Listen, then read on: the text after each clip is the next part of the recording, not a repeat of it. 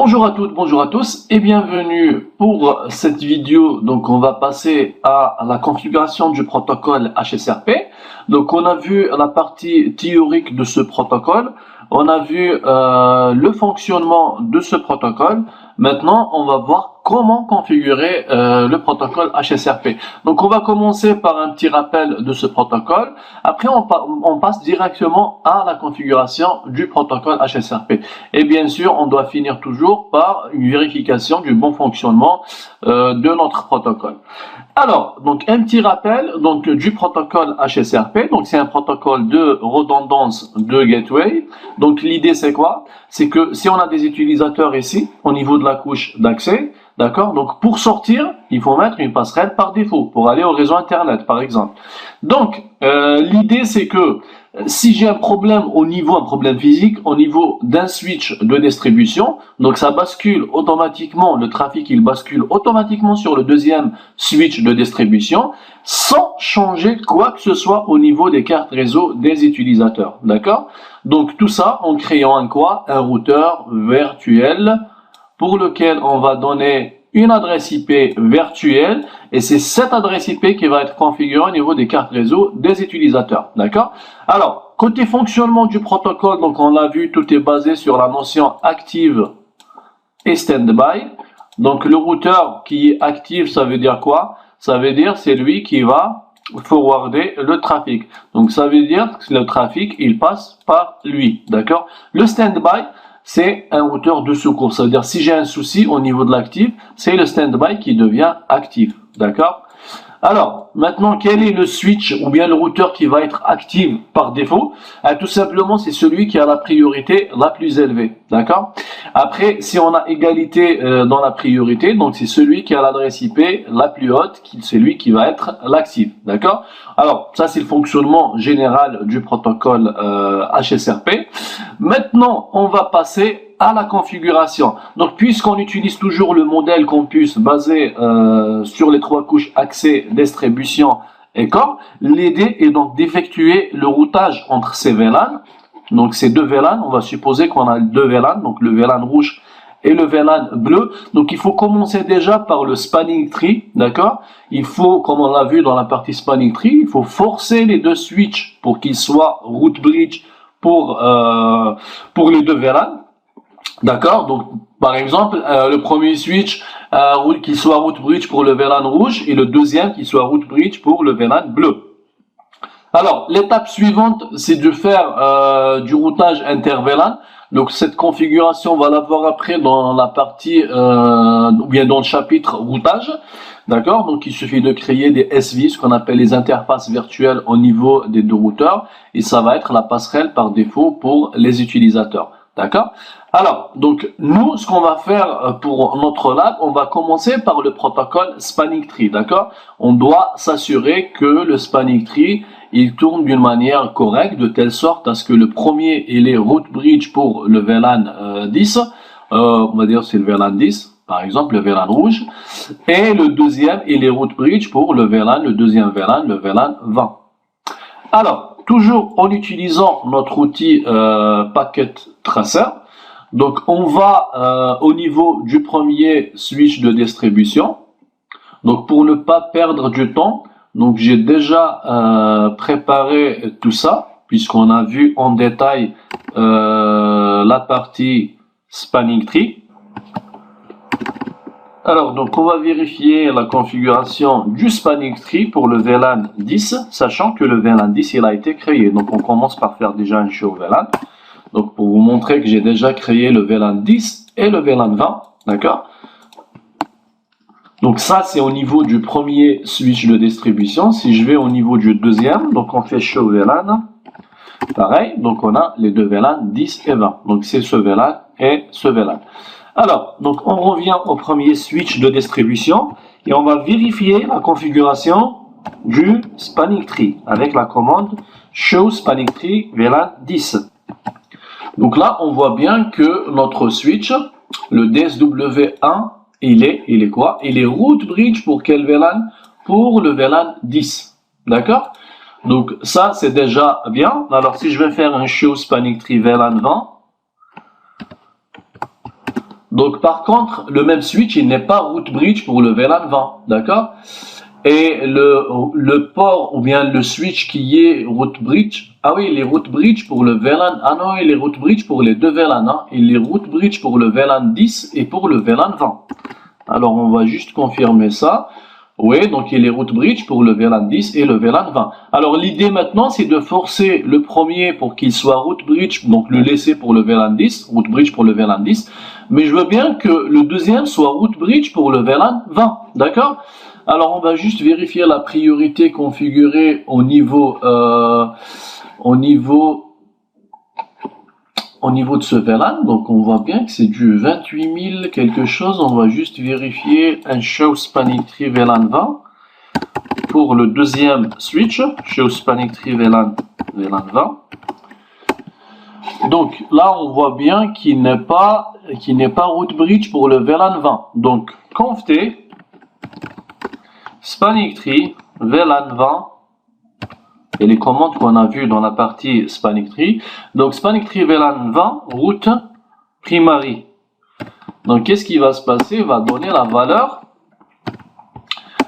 24 000 quelque chose pour le VLAN 20. Donc il y aura un changement de topologie. Ici on fait un show spanning tree, donc on voit bien que notre switch il est route bridge pour le VLAN 20. Alors donc résultat, le premier switch il est route bridge pour le VLAN 10, le deuxième switch il est route bridge pour le VLAN 20, d'accord? Alors maintenant on va passer au protocole HSRP. Donc avant de passer, on va juste faire un petit ping pour s'assurer que tout va bien. Donc l'adresse IP de ce PC, donc c'est le 10.10.10.10, d'accord?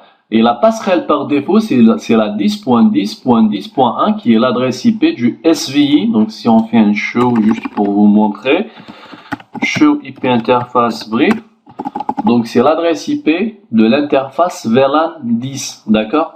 C'est le SVI du VLAN 10 qui est la passerelle par défaut de cet utilisateur. Et c'est la même chose pour le deuxième. Donc si on fait un ipconfig, donc c'est l'adresse IP 10.10.10.20, c'est dans le même segment, c'est dans le même sous-réseau, et la passerelle c'est toujours la même. Donc si on fait, ou bien si on essaie de faire un petit ping vers le deuxième PC, .10.10. Donc là ça marche, ça veut dire que tout est bon pour notre routage inter-VLAN. Donc côté connectivité entre les PC, tout va bien. Alors on va essayer de faire la même chose pour le VLAN 20. Donc on va prendre un PC du VLAN 20 et on va tester la connectivité entre les deux. Donc c'est 10.20.20.10 et la passerelle c'est 10.20.20.1. D'accord? Alors une petite vérification. Donc show IP, voilà, c'est l'adresse IP de la passerelle par défaut.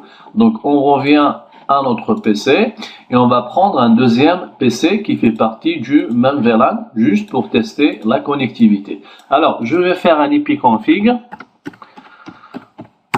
et là je vois bien que ce PC aussi il est dans le même réseau sauf que c'est du point 20. Donc on va pinguer un PC qui est dans le même réseau, donc c'est 10.20.20.10 qui est ce PC. D'accord? Donc à partir de ce PC, on ping ce PC. Voilà, donc ça marche. On a une full connectivité entre les deux VLAN. D'accord? Donc ça, c'est bien. Maintenant, on va passer à la configuration du protocole HSRP. Donc, les commandes qu'il faut taper. Donc déjà, ça on l'a fait. Donc c'est un prérequis pour configurer le protocole HSRP. Il faut s'assurer que tous les SVI c'est quoi? C'est les Switched Virtual Interface. Donc c'est les adresses IP des VLAN, des interfaces VLAN qui vont être les passerelles par défaut pour les end users, pour les utilisateurs finaux. D'accord? Donc ça on l'a fait, on l'a configuré au niveau des deux switches. Alors, la commande qu'on utilise pour créer le routeur virtuel, c'est une commande, c'est la commande standby 1 IP 10.0.0.10.10.1 et ça va être quoi? l'adresse IP du routeur virtuel qu'on va créer, d'accord? Avec une seule commande, on peut créer un routeur virtuel. Donc, si on revient à notre schéma, le but ici, c'est de quoi? C'est de créer un routeur virtuel. Alors, maintenant qu'on a deux VLAN, ça veut dire quoi? Ça veut dire qu'on va créer deux groupes. Et pour chaque groupe, on va créer un routeur virtuel. Donc, au final, ça revient à faire ça. Donc, de créer, donc là, je vais utiliser les mêmes couleurs. Donc, je vais créer un routeur virtuel pour ce VLAN, pour ce groupe, pour le VLAN 10. Et je vais créer un routeur virtuel, un deuxième routeur virtuel pour quel VLAN? Pour le deuxième VLAN, pour le VLAN 20. D'accord? Alors, pour ces deux routeurs virtuels, je vais donner des adresses IP. Donc, pour le R1, le premier routeur virtuel, je vais donner une adresse IP du sous-réseau, d'accord, une adresse IP qui fait partie du sous-réseau du VLAN 10. Pour le routeur virtuel du VLAN 20, pareil, je vais donner une adresse IP qui n'est pas utilisée, qui fait partie du sous-réseau du VLAN 20, d'accord? Après, qu'est-ce que je dois faire? Donc, au niveau des cartes réseau, je dois changer les adresses IP de passerelle par défaut. Donc, au niveau de ce PC, je vais mettre l'adresse IP de ce routeur virtuel comme passerelle par défaut. Au niveau de ce PC, je vais mettre l'adresse IP de ce routeur virtuel comme passerelle par défaut. Donc, on passe à notre réseau, à notre lab, et on va faire ça. Donc, au niveau, on va commencer par le VLAN 10, le VLAN rouge, hein, d'accord? Donc, je vais au niveau de mon switch de distribution, et je vais taper la commande qu'on vient de voir. Donc, je dois rentrer en mode configuration de l'interface VLAN. Donc, interface VLAN 10. La commande, c'est standby. Alors, là, je vais donner un numéro de groupe. D'accord? Donc là, l'idéal, c'est de donner, si on veut faire un mappage entre les VLAN et les groupes, donc l'idéal, c'est de donner le même ID du VLAN. Donc c'est plus propre pour la configuration. Mais réellement pas, je vais donner un autre numéro, hein, d'accord? Donc là, je vais utiliser le même ID du VLAN 10, mais encore une fois, donc je peux donner le standby 100 par exemple, hein, d'accord? Alors c'est standby 10. Donc là, on voit bien qu'on peut taper l'IP. Donc je vous conseille toujours d'utiliser les points d'interrogation quand on n'est pas censé apprendre toutes les commandes, hein, d'accord? IP, alors, donc là après, il me demande l'adresse IP. Donc là, je vais donner une adresse IP qui fait partie du même segment, d'accord? Et comme le sous-réseau, c'est 10.10.10. quelque chose, donc je vais donner l'adresse IP, par exemple, 10.10.10.254, d'accord? Alors, entrée, donc là, au niveau du DSW, je viens de créer le routeur virtuel. Mais, alors c'est juste une commande, mais est-ce que notre routeur est créé réellement? Non, la réponse est non. Parce qu'il faut taper exactement la même commande au niveau du deuxième switch de distribution pour qu'on aura vraiment notre routeur virtuel. Donc, conft interface VLAN 10 standby 10, on va donner le même ID, IP, donc 10.10.10.254. Voilà, maintenant, ce qu'on va faire. Maintenant, on va vérifier avec la commande show standby brief. Donc, c'est la commande qui est utilisée pour vérifier. Alors, donc là, on voit bien que notre switch de distribution, il passe par les états transitoires, d'accord? Donc, avant d'avoir l'active standby, il y a des états transitoires. Donc, il y a le listen, le speak. Après, voilà. Donc, avec cette commande, donc on voit bien que, donc on voit la priorité par défaut, elle est de 100. Donc, l'état de notre routeur, il est standby. L'active, ça c'est l'adresse IP du routeur qui est active, et donc c'est l'adresse IP de quel routeur? C'est l'adresse IP du DSW1, d'accord? Et standby c'est local, ça veut dire quoi? Ça veut dire le routeur qui est actif, c'est le routeur qui a cette adresse IP. Le routeur qui est stand-by, c'est le local. Et le local, c'est moi, c'est DSW2. Et donc, résultat, ça veut dire quoi? Ça veut dire que le DSW1, là, on est au niveau du DSW2. Le DSW1, il est actif.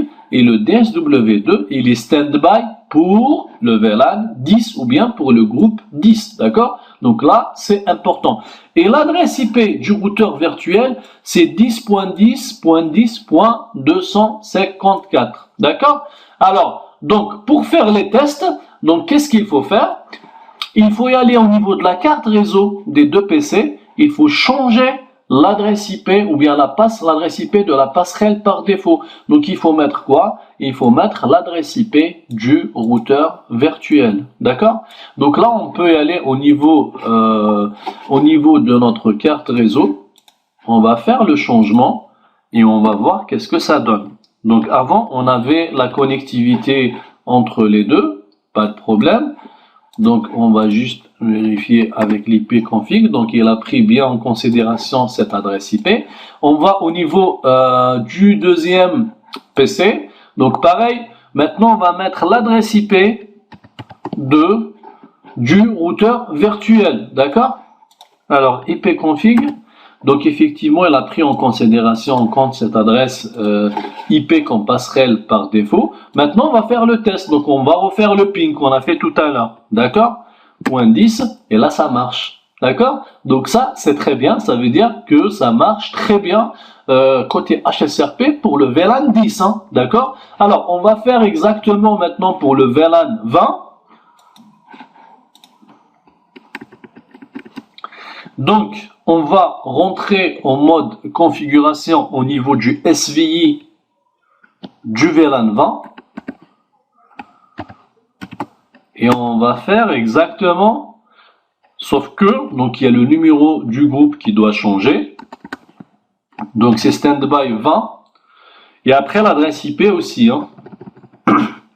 Donc il faut donner une adresse IP dans le même segment du VLAN 20. Donc le segment c'est 10.20.20 et on va essayer de faire une configuration propre de telle sorte à ce qu'on donne les mêmes, le dernier octet soit le même pour les deux routeurs virtuels. Donc standby 20 IP 10.20.20.254, d'accord? Alors, on doit y aller au niveau du deuxième switch de distribution et on doit créer le même routeur virtuel au niveau de l'interface VLAN 20. Alors, donc pour optimiser, l'idéal, c'est d'utiliser les flèches et de changer les commandes au lieu de retaper toutes les commandes. D'accord? C'est plus simple. Alors, point 20. Donc là, on vient de créer le routeur virtuel au niveau du deuxième switch de distribution. Donc, on va faire un show standby brief pour vérifier notre HSRP. Donc pour le moment, il est dans les états, il passe par les états transitoires avant d'avoir les deux états actifs et stand-by. Alors là, qu'est-ce qui s'est passé? Donc ça s'est passé exactement de la même manière. Donc on voit le deuxième routeur virtuel qu'on vient de créer pour le groupe 20, d'accord? Avec la priorité par défaut. Et donc le standby, donc le routeur qui est actif, c'est celui qui a cette adresse IP. Et quel est le routeur ou bien le switch qui a cette adresse IP? C'est le premier switch de distribution, c'est le DSW1. Et nous, on est au niveau du DSW2. Alors le standby, quel est le routeur qui est standby? C'est local, ça veut dire que c'est le DSW2. D'accord? Maintenant, côté routage inter-VLAN, donc c'est bien configuré, on a déjà créé les SVI. Maintenant, on va juste faire des tests en changeant l'adresse IP de passerelle par défaut pour deux utilisateurs qui appartiennent au VLAN 20. D'accord? Alors, on va au niveau de la carte réseau. Donc là, on va mettre 254. C'est l'adresse IP du routeur virtuel qu'on vient de créer. Et je vais au niveau du deuxième PC. Donc pareil, je vais changer l'adresse IP de la passerelle par défaut. Donc c'est 254. Voilà, donc je vais tenter de faire un petit ping, juste s'assurer qu'il a pris en considération donc cette adresse IP de passerelle par défaut. Alors si je vais faire un ping vers le 10, donc là ça marche, donc ça veut dire que tout est bon pour le deuxième routeur virtuel, d'accord? Donc là on est sûr que tout va bien pour notre protocole. Alors c'est show standby brief, donc tout va bien pour notre protocole HSRP. Alors maintenant, si on veut parler d'optimisation du protocole HSRP par rapport au protocole déjà qui est opérationnel, le protocole Spanning Tree. Donc si je reviens juste à notre schéma, ici, donc on est d'accord que le DSW1, il est actif. Alors, il est actif, donc le DSW1, il est actif pour le groupe 10, il est actif pour le groupe 20. D'accord? Et le deuxième, il est stand-by pour le groupe 20. Et il est stand-by pour le groupe 10. Ça veut dire quoi? Ça veut dire si j'envoie du trafic à partir de ce PC qui fait partie du groupe 20, donc le trafic, les trains vont sortir, elles vont arriver au niveau du premier switch de distribution. Pourquoi? Parce que le premier switch de distribution, il est route bridge pour le VLAN 10. D'accord? Donc le trafic, il passera directement par ce chemin. On est d'accord?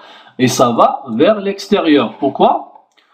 Parce que c'est lui ma passerelle par défaut, pour que le trafic sorte directement à l'extérieur. Maintenant, si j'envoie du trafic à partir du VLAN 20, d'accord? À partir de ce VLAN, à partir du VLAN 20.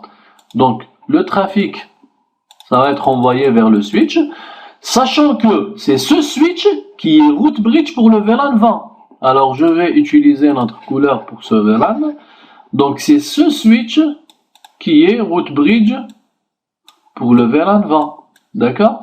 Ça veut dire quoi? Ça veut dire que le trafic, il va passer par ce chemin pour arriver au route bridge.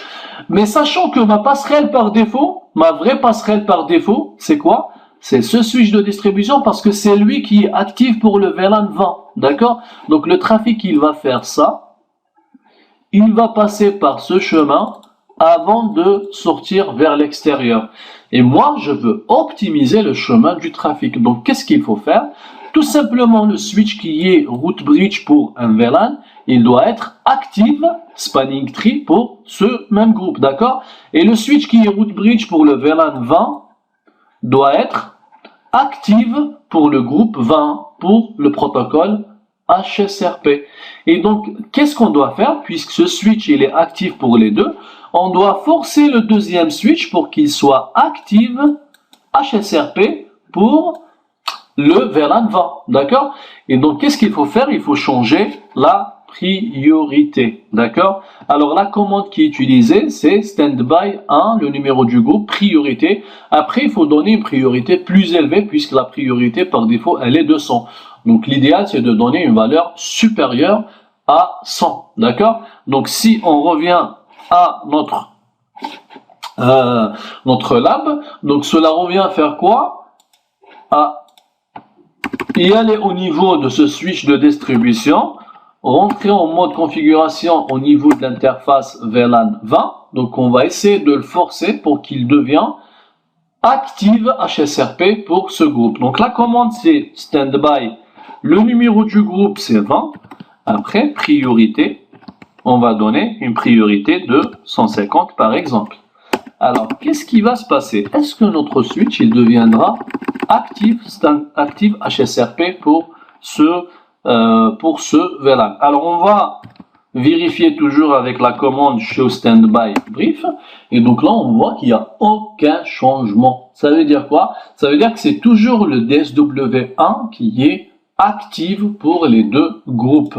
Alors, qu'est-ce qu'on doit faire? Donc, qu'est-ce qu'on doit faire? On doit taper une petite commande magique qui est le preempt. Donc, ce qu'il faut retenir maintenant, c'est que c'est vrai qu'on dit que le switch ou bien le routeur qui a la priorité la plus élevée, c'est lui qui va être actif par rapport à un groupe. Mais en pratique, donc ça marche pas tout de suite sans taper cette commande preempt, d'accord? Donc c'est la commande qui permet ou bien qui ordonne au switch niveau 3 ou bien au routeur de prendre en considération la priorité. Donc ça c'est plus utilisé lorsque on veut forcer un routeur donc pour qu'il soit actif pour un VLAN, ou bien lorsqu'on a un problème au niveau d'un premier routeur, donc celui-là il est actif par exemple pour certains groupes, et on a un problème physique par exemple, ou bien un redémarrage carrément, donc c'est le deuxième qui va prendre le relais, mais une fois il démarre, il va reprendre son rôle actif stand-by. D'accord? Donc, c'est ça l'utilité de cette commande preempt. D'accord? Donc là, qu'est-ce qu'on va faire? C'est vrai qu'on a on a augmenté la priorité, mais il va pas la prendre en considération parce qu'on n'a pas encore tapé la commande preempt. Alors, donc, on revient à notre switch et on va taper la commande preempt et on va voir qu'est-ce que ça donne. Donc, standby 20. Si on fait un point d'interrogation, donc la commande preempt. Alors, qu'est-ce qui va se passer? Donc, on va faire un show standby brief. Alors là, par contre, on voit un changement. Donc, on voit que le DSW2, il est actif en local. Ça veut dire c'est lui qui est actif pour le groupe 20. Et le routeur qui est standby pour ce groupe, c'est le deuxième routeur, c'est le DSW1. Donc, c'est celui qui a l'adresse IP 10.20.20.2. Et l'adresse IP virtuelle, c'est toujours 10.20.20.254. D'accord? Donc là, on est sûr que notre switch de distribution, le deuxième switch, il est actif pour le deuxième VLAN. Donc, résultat ici. Résultat, c'est qu'on a fait de l'optimisation. Ça veut dire quoi? Ça veut dire que notre switch, le premier switch, il est route bridge pour le VLAN 10, il est actif HSRP pour le protocole HSRP. Le deuxième switch, il est route bridge pour le VLAN 20, et il est actif pour le protocole HSRP. Et donc, si j'envoie du trafic à partir de ce PC, vers l'extérieur, donc le trafic il va passer par ce chemin vers le route bridge. Donc le niveau 2, qu'est-ce qu'il dit? C'est le niveau 2 qui est DC-DC, et c'est le protocole Spanning Tree, il dit que le trafic il doit passer par ce chemin. Après le niveau 3, il dit quoi? C'est ma passerelle par défaut, donc je peux sortir directement vers l'extérieur, d'accord? Et je vais pas faire un détour. Et c'est pareil pour le deuxième VLAN, donc si j'envoie du trafic, donc ça va passer vers le switch qui est route bridge, c'est le niveau 2 qui va décider, donc c'est le protocole Spanning Tree. Le Spanning Tree, il dit que le trafic doit être envoyé vers le deuxième switch de distribution, et en même temps, c'est ce switch de distribution qui est ma passerelle, ma vraie passerelle par défaut, c'est lui qui est actif pour le protocole HSRP, et donc le trafic il va sortir directement vers l'extérieur, il va pas faire ça, ou bien le premier il va faire ce chemin. Donc ça c'est bien, ça rentre dans l'optimisation du trafic, et ça permettra donc d'éviter un détour pour les trafics envoyés à partir des end users. Alors tout ce qui est timer, donc on a vu dans la partie théorique que le HSRP par défaut, donc la fréquence d'envoi des paquets hello, donc entre deux routeurs, les hello c'est envoyé toutes les 3 secondes, d'accord? Alors, et le time maximum que le routeur, donc si on a deux routeurs actifs standby, donc ils s'envoient tout le temps des paquets hello, d'accord? Chaque 3 secondes, il y a un envoi d'un paquet hello. Donc, si le premier il est actif, le deuxième il est standby. Donc, le standby, il va attendre des paquets hello de l'active. Si il reçoit pas le premier hello, le deuxième hello, le troisième hello, donc ça veut dire quoi? Ça veut dire qu'on a 9 secondes déjà. Donc, il va attendre, donc on a 9 secondes. Il va attendre encore, et il va rajouter une seconde de plus. Donc le total c'est 10 secondes. Si il reçoit pas toujours de paquet hello, donc il devient, qu'est-ce qui va se passer? Il devient actif. C'est lui qui va assumer le rôle de l'actif. D'accord? Donc là, la convergence, elle risque de prendre jusqu'à 10 secondes. Maintenant, dans des cas où vous avez des protocoles ou bien du trafic qui est sensible comme la voix, donc vous allez voir que 10 secondes de convergence, c'est beaucoup. Donc vous allez vous dire peut-être on doit réduire le temps de convergence du protocole HSRP, ça c'est possible, en jouant sur quoi? Sur la fréquence d'envoi des paquets hello et le maximum de temps que le standby doit attendre s'il ne reçoit pas des paquets hello à partir de l'actif. Alors ça, on peut le faire avec cette commande standby 1, ça c'est le numéro du groupe. Timer, par contre là, c'est en millisecondes, d'accord? 150, c'est quoi? C'est la fréquence d'envoi des paquets hello, ça veut dire que le routeur doit envoyer chaque 150 millisecondes, il va envoyer un paquet hello, d'accord? Et le maximum que le standby doit attendre s'il ne reçoit pas de paquet hello, c'est 600 millisecondes. Donc là, ça permettra de donner une convergence HSRP plus rapide. Voilà, donc c'était la dernière fonctionnalité qu'on va qui est abordée pour cette partie configuration du protocole HSRP. Donc j'espère que ça a été clair pour vous cette partie pratique HSRP. Donc on a commencé par des petits rappels par rapport à ce qu'on a vu dans la partie théorique. Donc on a vu la configuration du protocole HSRP avec une seule commande. Des deux côtés, on peut créer un routeur virtuel. Après, on a vu aussi la partie optimisation. Donc l'idéal, c'est d'optimiser le trafic par rapport au protocole qu'on a vu déjà, le protocole STP. Donc l'idée, c'est de prendre le switch qui est route bridge pour un VLAN, le mettre en même temps actif pour le protocole HSRP. Donc on a vu comment forcer justement un routeur ou bien un switch niveau 3 pour le mettre en active s'il est standby en jouant sur quoi? Sur la priorité.